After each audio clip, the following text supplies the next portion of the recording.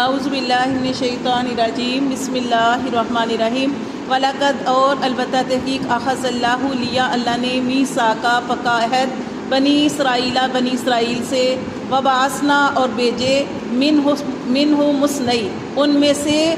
عشرہ نقیبہ 12 سردار۔ اللہ تعالیٰ نے بنی اسرائیل سے عہد لیا اور ان میں بھیجے 12 سردار۔ وقال اللہ اور کہا اللہ تعالیٰ نے انی بے شک معکم میں تمہارے ساتھ ہوں،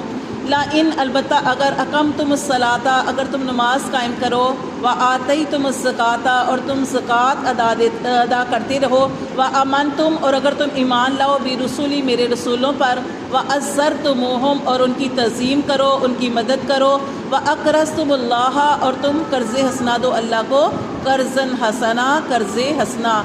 لا اکفرن اللہ تعالیٰ فرماتے ہیں اگر یہ تم سارے کام کرو گے تو اللہ کیا کریں گے، لا اکفرن اللہ فرماتے ہیں ہم ضرور گرا دیں گے، ہٹا دیں گے، انکم تم سے سیئات تمہاری برائیوں کو، ولا ادخلنکم اور ضرور ہم تمہیں داخل کریں گے جنات جنت میں، تجری وہ جنت کہ بہتی ہے من تحتها الانہار جس کے نیچے نہریں بہتی ہیں، فمن کفرا بس جو انکار کرے ان باتوں کو نہ مانے، اللہ فرماتے ہیں فمن کفر بعد ذالک جو انکار کرے اس کے بعد، منکم تم میں سے، فقط پس تحقیق دلہ وہ گم ہو گیا، وہ بہک گیا، سواء السبیل سیدھے رستے سے۔ دیکھیں ہم نے پڑھا تھا پیچھے موسیٰ علیہ السلام کے بارے میں کہ موسیٰ علیہ السلام کے جو قوم تھی جب وہ فرعون غرق ہوا تو انہوں نے کیا کہا تھا، انہوں نے موسیٰ علیہ السلام سے کہا تھا کہ ہمارے لیے کوئی کتاب ہو نا، ہمیں پتہ ہو کہ ہمارے پاس کوئی کتاب ہے اور ہم نے اپنی زندگی کو کیسے گزارنا ہے۔ تو پھر موسیٰ علیہ السلام کہاں پہ گئے تھے، کوہ طور پہ جا کے انہوں نے 1 مہینے اللہ تعالیٰ نے فرمایا تھا 1 مہینے کے لیے آپ نے یہاں پہ آ کے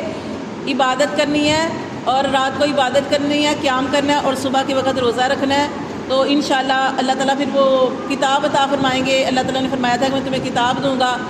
تمہیں شریعت دوں گا۔ اب وہ موسیٰ علیہ السلام کا واقعہ ہم پڑھ چکے ہیں کہ وہ 30 دن کے لیے گئے اور اللہ تعالیٰ نے 10 دن اور بڑھا دیے تھے، وہاں پہ گئے تھے اور ان کو شریعت ملی تھی، کتاب جو تھی وہ ملی تھی، اور اس وقت وہ کتاب کہاں پہ لکھی ہوئی تھی، تختیوں پہ لکھی ہوئی تھی، ہم نے قرآن مجید کے اندر تختیوں پہ۔ یہ ان کو کون سی کتاب ملی حضرت موسیٰ علیہ السلام کو، تورات۔ یہ تورات جو تھی ملی تھی، اور جب اب ان کی قوم نے یہ ساری چیزیں دیکھی تو انہوں نے کیا کہا، ہم تو عمل نہیں کر سکتے۔ پہلے کہتے تھے کوئی شریعت لے کے آؤ،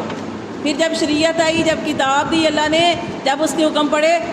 اگر وہ دیکھ کے کہتے نا انشاءاللہ ہم کریں گے، اللہ ان کو توفیق دے دیتا، لیکن انہوں نے دیکھ کے کہا کہ ہم عمل نہیں کر سکتے، یہ تو بہت مشکل ہے۔ تو پھر اللہ تعالیٰ نے وہ ہم نے واقعہ پڑھ چکے ہیں کہ اللہ تعالیٰ نے پھر کوہ طور ان پہاڑ جو تھا زبردستی ان کے سروں کے اوپر مسلط کیا تھا، اب میری کتاب کو نہیں مانو گے کیونکہ یہ تم نے ہی مانگی تھی نا کتاب، تمہارا ہی فیصلہ تھا، اب عمل نہیں کرو گے تو اب تمہارے اوپر یہ پہاڑ جو ہے وہ گرا دیا جائے گا۔ تب انہوں نے اقرار کیا، ورنہ لیکن وہ بھی ہم قرآن مجید میں پڑھ چکے ہیں کہ انہوں نے جو اقرار کیا تھا وہ دل سے نہیں کیا تھا، بس انہوں نے یہ سوچ کے کہ کہیں پہاڑ ہمارے اوپر نہ گر جائے، انہوں نے ویسے ہی کہہ دیا۔ اب یہاں پہ دیکھیں کہ اللہ تعالیٰ نے موسیٰ علیہ السلام جو قوم تھی، اللہ فرماتے ہیں ہم سے عہد لیا بنی اسرائیل سے۔ بنی اسرائیل قوم جو تھی وہ اللہ کی بڑی لاڈلی قوم تھی، اور وہ کہتے ہیں نا کہ ہم بڑے لاڈلے ہیں، ہم تو جنت میں جائیں گے، ہم جہنم میں نہیں جائیں گے، وہ اپنے آپ کو کہتے ہیں ہم لاڈلے، کیونکہ امت محمدیہ سے پہلے جس قوم کو فضیلت تھی وہ بنی اسرائیل تھی۔ اللہ تعالیٰ نے بنی اسرائیل ہی میں سارے پیغمبر بھیجے، ٹھیک ہے، نبی صلی اللہ علیہ وآلہ وسلم کو اللہ تعالیٰ نے بنی اسماعیل میں سے بھیجا، اور وجہ بھی آپ پڑھ چکے ہیں کہ ان کی نافرمانیوں کی وجہ سے اللہ نے ان کے اندر سے نبوت ختم کر کے بنی اسماعیل میں سے نبی صلی اللہ علیہ وسلم کو بھیجا۔ نبی صلی اللہ علیہ وسلم کو ایسے پہچانتے تھے جیسے اپنے بچے کو انسان دور سے پہچان لیتا ہے، بچہ دور بھی ہو نا تو ماں دور سے پہچان لیتی ہے، باپ دور سے پہچان لیتا ہے کہ وہ میرا بیٹا کھڑا ہے، ایسے ہی وہ نبی صلی اللہ علیہ وسلم کو پہچانتے تھے، لیکن ضد کی وجہ سے ان کا انکار کیا کہ نبی صلی اللہ علیہ وسلم ہمارے اندر سے نہیں آئے، یہ بنی اسماعیل میں سے آئے ہیں، یہ بنی اسرائیل میں سے نہیں آئے، تو اس وجہ سے ان کا انکار کیا۔ یہاں پہ یہ اللہ تعالیٰ فرمایا کہ ہم نے ان سے عہد لیا تھا اور ان کے لیے 12 سردار مقرر کیے تھے۔ 12 سردار کیوں؟ موسیٰ علیہ السلام تھے، پھر اللہ نے سردار جیسے ہم نے پڑھا نا، اس لیے کہ جیسے اللہ نے 12 قبیلے تھے 12 سردار مقرر کیے، پھر ہم نے پڑھے نا کہ 12 چشمے اللہ نے، ہاں تو ہر ایک کا اللہ تعالیٰ نے ایک ایک سردار جو تھا مقرر کیا تھا. اور اللہ تعالیٰ نے یہ بھی کہا تھا کہ دیکھو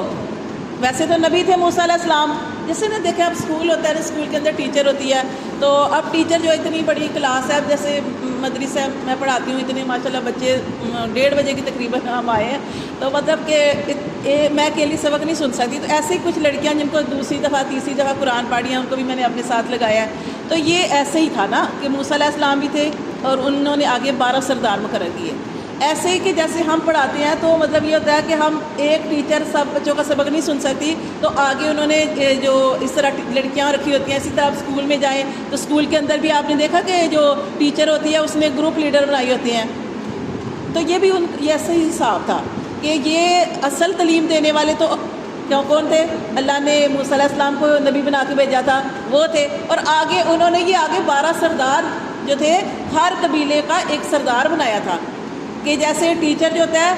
وہ گروپ لیڈروں سے سبق سن لیتا ہے اور کہتا ہے کہ اب تم نے ان کا سبق سننا ہے، ٹھیک ہے. ایسے ہی یہ تھے، مثال دے رہی ہوں کو، ایسے ہی یہ تھے کہ 12 انہوں نے سردار مقرر کیے تھے کہ 12 سرداروں کی. اور کیا کہا تھا اللہ تعالیٰ نے کہ اللہ تعالیٰ نے فرمایا تھا کہ اگر تم یہ دین کا کام کرتے رہو گے، یہ کام سر انجام دیتے رہو گے جس کا تم سے عہد لیا ہے، اور آگے پہنچاتے رہو گے، کیونکہ یہ امت کی فضیلت بھی کیوں ہے ہماری، یہ نبی صلی اللہ علیہ وسلم نے فرمایا کہ میرے بعد کوئی نبی نہیں آئے گا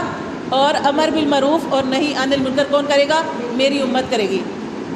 تو یہ یہاں پہ یہ ہے کہ اب یہ جو سردار تھے یہ بھی آگے دین کو اسی طرح پھیلاتے تھے. 12 قبیلے 12 سردار ان کے مقرر کیے گئے تھے اور ان سے بھی یہ عہد لیا گیا تھا. اور اللہ تعالیٰ نے فرمایا کہ اگر تم یہ سارے کاموں کی نیت کر لیتے ہو اور آگے پھیلانے کی نیت کرتے ہو، آگے بتانے کی نیت کرتے ہو، تو بے شک میں تمہارے ساتھ ہوں گا.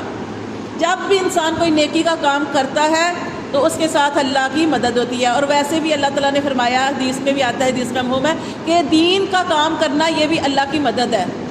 اللہ کو مدد کی ضرورت ہے نہیں نا، لیکن کیونکہ یہ ہم اپنے لیے ہی کر رہے ہیں. اگر آپ کسی کو کوئی چیز سکھاتے ہو، پڑھاتے ہو، تو آپ کے اندر زیادہ علم آتا ہے، آپ کو عمل کی توفیق ملتی ہے. مثال کے طور پہ میں آپ کو کتنی دفعہ سمجھا چکی ہوں کہ دیکھیں، بتا چکی ہوں کہ جب آپ ایک چیز کے بارے میں کسی کو بتاتے ہو، مثال کے طور پہ جیسے ہم وضو کے بارے میں پڑھے تھے کہ 3 دفعہ اپنے اعضاء کو دھونا سنت ہے. اب 3 سے چوتھی مرتبہ دھوتے ہو تو کیا آتا ہے؟ اسراف، یعنی وہ پانی ضائع کرنے میں آ جائے گا، پانی ضائع کرنے میں آ جائے گا. تو اسراف جو ہے وہ اللہ تعالیٰ کو ناپسند ہے، اسراف کے اندر وہ چیزیں آ جاتی ہیں. تو یہ جو دین کا کام کرنا اور یہ اسراف جو یعنی دین کا کام کرنا اللہ کی مدد ہے. یہ آگے ان چیزوں کو پھیلانا، ان چیزوں کو بتانا، یہ اللہ کی مدد. اصل تو اللہ کو تو ضرورت ہی نہیں ہے، لیکن جو ہم کر رہے ہیں، اگر ہم کسی کو بتائیں گے، کسی کو سمجھائیں گے، تو وہ ہمیں کہنے. اب ایک بات ہے نا کہ پانی ضائع کر رہے ہیں، تو آپ جب کسی کو بتائیں گے تو آپ سوچیں گے کہ میں نے تو 3 دفعہ سے زیادہ اپنے اعضاء کو دھو لیا ہے، یا میں نے جیسے ہم برتن دھوتے ہیں تو ہم نلکا کھول دیتے ہیں تو پانی ضائع ہوتا رہتا ہے. تو دیکھیں جب وضو کے بارے میں آ گیا کہ آپ نے 3 دفعہ سے چوتھی دفعہ اپنے اعضاء دھوئے تو وہ اسراف میں چلا جائے گا. تو جب ایک پورا ہی نلکا، آپ نے دیکھا کہ کئی لوگ پورا، اب تو آسانی ہے نا کہ نلکا پورا کھول کے ابھی برتنوں کو صابن لگا رہے ہیں اور پانی ضائع ہو ہی جا رہا ہے ادھر، ٹھیک ہے. یہ آپ نے کھولنا بھی ہے تو ہلکا سا، یعنی آپ کسی برتن کے اندر اس طریقے سے. تو یہ ساری چیزیں سوچیں کہ اب جب آپ کسی کو بتائیں گے تو کیا آپ خود عمل نہیں کریں گے؟ تو یہ کہنے سے زیادہ خود جو ہوتا ہے نا کرنے، یعنی آپ کسی کو بتاتے ہیں تو اس سے زیادہ یہ چیز بتانے سے خود آپ کے اندر بھی آتی ہے. آپ سوچیں گے کہ میں تو کسی کو بتا رہی ہوں تو اب مجھے تو خود عمل کرنا چاہیے. آپ اس طرح کی بات یہ ہے کہ اس لیے یہ اللہ تعالیٰ نے 12 سردار بھی مقرر کیے تھے. اور اللہ تعالیٰ نے فرمایا تھا کہ تم یہ جتنا میں نے تم سے عہد لیا اور یہ تم دین کا کام جو ہے وہ آگے پھیلاتے رہو، اگر تم ایسا کرو گے تو میں تمہارے ساتھ ہوں. دیکھیں کیسے ساتھ اللہ تعالیٰ نے یہ ایک بات یہ جو ہے نا انی معکم، تمہارے ساتھ ہوں. اللہ تعالیٰ نے ہم نے ایک پڑھے نا وہ نبی صلی اللہ علیہ وسلم کا واقعہ غار ثور کا، اس میں بھی کیا تھا کہ جب وہ تھے ابو بکر صدیق تھے اور نبی صلی اللہ علیہ وسلم غار کے اندر تھے اور کافر جو تھے وہ بالکل آپ کے پاس کھڑے تھے، کافر بالکل پاس کھڑے تھے اور یہ غار ہے اور بالکل پاس کھڑے ہیں. تو اس وقت کیا تھا؟ اس وقت بھی اللہ نے کیا فرمایا تھا؟ لا تحزن، غم نہ کر، انی معکم، کہ میں تمہارے ساتھ ہوں. کہ اللہ نے کیسے بچایا تھا اللہ تعالیٰ نے نبی کو؟ مکڑی، وہ جو غار تھا نا اس کے آگے مکڑی کا جالا بن گیا تھا. اور حضرت ابو بکر صدیق نے کہا اللہ کے رسول، یہ کافر، یہ جیسے یہ غار ہے، اس کے آگے کھڑے ہوں حضرت ابوبکر صدیق نے کہا اللہ کے رسول یہ تو ہمارے پاس آ گئے ہیں، اب یہ اپنے صرف اپنے پاؤں کی طرف دیکھیں نا تو ہم پکڑے جائیں گے۔ تو اللہ تعالیٰ کا ادھر کہ غم نہ کرو کہ اللہ تمہارے ساتھ ہے، اللہ مدد کرے گا۔ اور اللہ نے پھر کیسی مدد کی تھی کہ اللہ نے ایسی مدد کی کہ اللہ نے وہ مکڑی کا جالا بنا لیا، اور کافر سوچ بھی نہیں سکتے تھے کہ یہ کیسے ہو سکتا ہے کہ آپ کو پتہ ہے جالا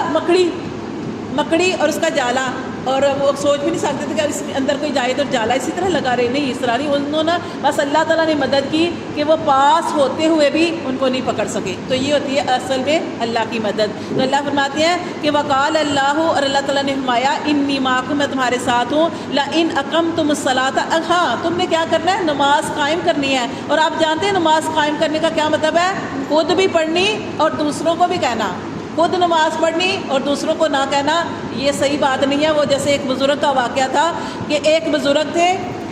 تو وہ خود تو نمازیں پڑھتے تھے، خود نماز پڑھنی، اچھے کام کرنے، لیکن کسی کو نہ بتانا۔ تو اللہ تعالیٰ کا کیا حکم آیا، اللہ تعالیٰ نے وحی کی، فرشتے سے کہا کہ اس بزرگ کے اوپر، اس بندے کے اوپر، وہ جو نمازی بندہ ہے اس کے اوپر عذاب ڈال دو۔ وہ فرشتہ کہنے لگا حیران ہو کہ اللہ وہ تو نمازیں پڑھتا ہے۔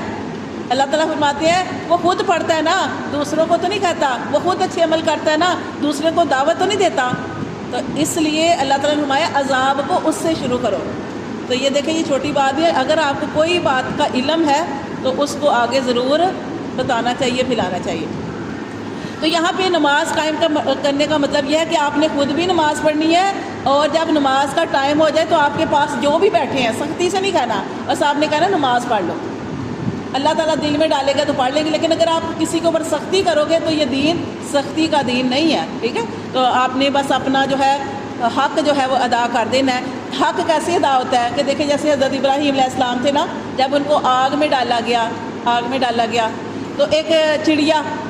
چڑیا منہ کے اندر تھوڑا سا پانی جو تھا وہ لیے، اس کے منہ میں کتنا پانی آنا تھا، تھوڑا سا ہی نہ آنا تھا نا، اس نے پانی لیا اور وہ گئی اور کہنے لگی کہ میں آگ بجھانے جا رہی ہوں۔ دوسرے پرندے نے کہا یہ تمہارا تھوڑا سا پانی اس سے ابراہیم علیہ السلام کی آگ بجھے گی؟ 6 مہینے سے لکڑیاں کٹھی کی گئی اور اتنی آگ جو تھی وہ جلائی گئی۔ وہ کہنے لگا کہ یہ تمہارا تھوڑا سا پانی اس آگ کو کیسے بجھائے گا؟ تو وہ کیا کہنے لگی میں اپنا حق ادا کر رہی ہوں، کل قیامت والے دن میں اللہ سے یہ تو کہوں گی نا کہ اللہ میں گئی تھی۔ تو اس لیے قطرہ قطرہ ہی دریا بنتا ہے، ہر بندے کو اپنا حق ادا کرنا چاہیے۔ تو یہ کیا کہ نماز خود بھی پڑھنی ہے اور دوسروں کو بھی کہنا کہ نماز پڑھے۔ وَآتَيْتُمُ الزَّكَاةَ، اور تم نے زکوٰۃ ادا کرنی، جتنی نماز ضروری ہے نا زکوٰۃ بھی اتنی ضروری ہے۔ نماز پڑھنے سے بدن پاک ہوتا ہے نا، پاکیزگی ملتی ہے، اور یہ زکوٰۃ کیا ہوتی ہے، اس سے ہمارا مال پاک ہوتا ہے۔ جس مال کے اندر سے زکوٰۃ دی جاتی ہے اللہ تعالیٰ اس مال میں برکت ڈال دیتے ہیں۔ اللہ فرماتے ہیں اور ایمان لانا ہے میرے رسولوں پر، سارے رسولوں پر، وَعَزَّرْتُمُوهُمْ، اور ان کی تائید کرنی ہے، ان کی مدد کرنی ہے، وَأَقْرَضْتُمُ اللَّهَ قَرْضًا حَسَنًا، اور اللہ کو قرض حسنہ دینا ہے۔ قرض حسنہ کیا ہوتا ہے؟ اللہ کی رضا کے لیے کسی کے ساتھ اچھا سلوک کرنا۔ مثال کے طور پر کوئی غریب ہے، وہ آپ کے آگے سوال کرتا ہے یا آپ سے کوئی قرض مانگ رہا ہے، آپ نے اس کو اگر اس نے قرض لیا تو وہ نیت کرے کہ میں نے یہ قرض دینا ہے، انشاءاللہ کیا کہ اس کی نیت کرے کہ میں نے یہ قرض لیا ہے تو جس طریقے سے میں نے لیا اسی طریقے سے اچھے طریقے سے میں ادا کروں گی۔ عورت ہے وہ یہ ہے کہ میں ادا کروں گی، اللہ تعالیٰ اس کو توفیق دے دیں گے، اس کے پاس سبب بھی نہیں ہوں گے تو اللہ توفیق دے دیں گے۔ لیکن اگر لینے والے کی نیت خراب ہو جائے اس کو توفیق نہیں ملے گی، ٹھیک ہے۔ اچھا اب قرض حسنہ کیا ہوتا ہے؟ جس نے قرض دیا ہے اگر وہ مالدار ہے تو وہ قرض حسنہ کی نیت کر لے۔ قرض حسنہ کیا ہوتا ہے کہ اس کو جو پیسے دیے ہیں آپ نے اس کو جتلانا نہیں ہے، جگہ جگہ پہ اس کو ذلیل نہیں کرنا کہ میں نے تمہاری فلاں جگہ پہ مدد کی، اس کو اللہ کی رضا کے لیے دینے ہیں، اور پھر اپنے دل میں نیت کرنی ہے کہ اللہ میں قرض حسنہ دیتی ہوں، کہ قرض حسنہ کہ اگر یہ مجھے دے گی تو پھر بھی ٹھیک ہے، اگر نہیں دے گی تو اللہ میں نے تیرے نام کے لیے دے دیے ہیں۔ تو اللہ کہتے ہیں اللہ کے لیے جو قرض حسنہ دیا جاتا ہے اللہ تعالیٰ اس کو بڑھا چڑھا کے واپس کرتے ہیں۔ آپ نے نیت نہیں رکھنی کہ وہ مجھے پیسے واپس کرے، یہ ہوتا ہے قرض حسنہ اللہ کی رضا کے لیے دینا۔ اللہ فرماتے ہیں اگر انسان ایسا کرے تو کیا کریں گے، لا اکفرن، یہ ان سے عہد لیا گیا تھا تم نے کیا کرنا ہے، یہ سارے کام کرنے ہیں، میں گرا دوں گا انکم تم سے سیئاتکم تمہاری برائیاں، ولا ادخلنکم اور ضرور ضرور تمہیں داخل کر دوں گا جنات اس جنت میں تجری من تحتها الانہار جس کے نیچے نہریں بہتی ہیں، فمن کفر پس جو انکار کر دے ان حکموں کو نہ مانے، اللہ فرماتے ہیں بعد ذالک اس کے بعد منکم تم میں سے فقط تو تحقیق ذلا وہ بہک گیا سواء السبیل سیدھی راہ سے، فابیما باسباب نقضہم ان کے عہد توڑنے کے، اللہ نے عہد لیا تھا، پھر اللہ فرماتے ہیں فابیما نقضہم باسباب ان کے توڑنے کے، میثاقہم ان کے عہد کو، لأنہم اللہ فرماتے ہیں ہم نے ان پر لعنت فرما دی۔ ایک ہوتا عہد کیا ہوتا ہے، مضبوط گرا لگانا، پکا وعدہ کرنا، آپ نے پکا وعدہ کیا، پکا وعدہ کرنے کے بعد اللہ فرماتے ہیں انہوں نے پکا وعدہ کیا تھا بنی اسرائیل نے، پھر اس عہد کو انہوں نے توڑ دیا، پھر ہم نے ان پر لعنت فرما دی، وجعلنا اور ہم نے بنا دیا قلوبہم ان کے دلوں کو قاسیہ، ہم نے ان کا دل کو سخت بنا لیا، سخت بنا دیا، یحرفون الکلمہ اور کیا کرتے تھے یہ لوگ، پھیرتے تھے کلام کو ام مواضعہ اس کی جگہ سے، ونسو اور وہ بلا بیٹھے تھے حظًا ایک حصہ مما اس سے ذکروا بھی جس کی ان کو نصیحت کی گئی تھی، کیا نصیحت کی گئی تھی، ہر کتاب میں اللہ نے ہر نبی کو ہر کتاب کے اندر لکھا ایک نبی آئے گا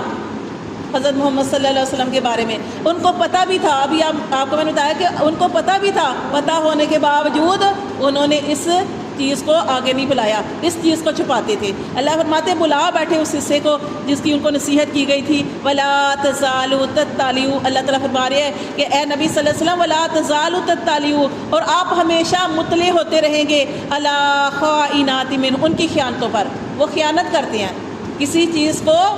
امانت کو ادا نہ کرنا، اب یہ قرآن ہے، یہ ان کے پاس قرآن تھا، اللہ کے احکام تھے، یہ اللہ کی امانت تھی، اس کو آگے پہنچانا تھا، لیکن انہوں نے اس میں خیانت کی کہ جہاں پہ نبی صلی اللہ علیہ وسلم کا بیان تھا انہوں نے اس چیز کو چھپا دیا۔ اللہ فرماتے ہیں کہ آپ صلی اللہ علیہ وسلم ہمیشہ